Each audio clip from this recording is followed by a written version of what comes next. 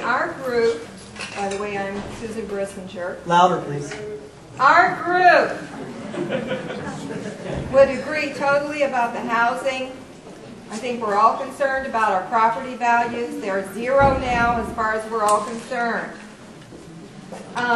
We talked about, when did you find out about it? Did anybody ever come to your house and say something had happened?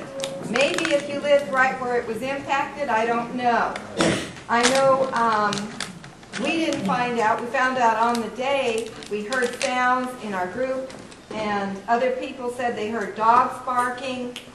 And we didn't find out until we actually left on the road because we were going on our Christmas break, and it was 12/22.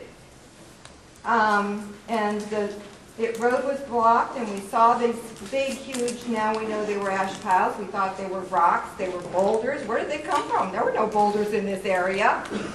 And I know a lot of people in our group found out that way. Not one person in our group was contacted by anybody else. So we have, it sounded like tornado, it sounded like a train, dogs were barking. It impacted the color, the smell, and the taste of the water. The ash smelled like sewage, or some other people thought that it smelled like sulfur, which it smells like sewer. The health impacts, people are coughing, there's a lot more headaches, nausea.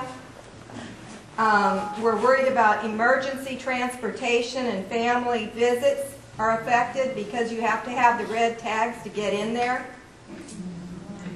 People who are pregnant are worried that it's going to affect their newborns.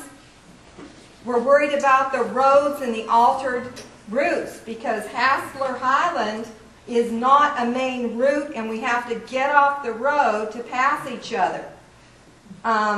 We'd like to have that addressed by someone. We notice there's a decrease in wildlife.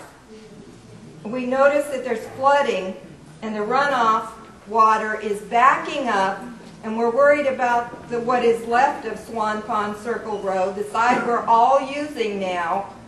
We see that it's becoming eroded by the backup, and it is wet even when there's no rain. So obviously, they're not noticing that that's going to fall in. The regular Swan Pond Circle Road is definitely right there in that corner where it meets Swan Pond Road, Swan Pond Circle, and Swan Pond Road. Somehow is being impacted because that road is wet now when it's not raining. Something has to be done about that. Trucks are spreading dust. Vehicles are have a wear and tear on and off the road.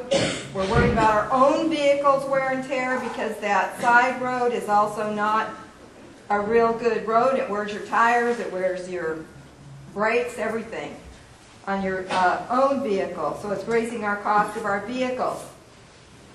And it's taking longer for people to get to work. Their commutes are longer. One person said it's twice as long for them to get to work now. Also, workers that are working at TVA are getting respirators. We're not. We wanted somebody to look into the cost of respirators and whether or not we would have to wear them. We want the city water tested more often, and we want to know how far back up the river is the pollution. We want petitions and letters, because letters make more impact, because each individual is sending one, so it's more letters to the congressman, more letters to the senators, and whoever else we need to write to. But people, our main concern is that we will not stay focused on this. We'll go home and we'll become complacent. I know I did. I had a hard time getting up and coming to the 2 meetings that were today. I told my husband, I said, I don't know.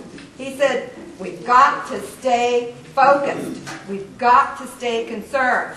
And we have to do it as a community. Half the people I know in the community aren't even here, and I'm thinking, we have to go to our neighbor's door and get them involved. They need to know this is impacting us and how bad it is.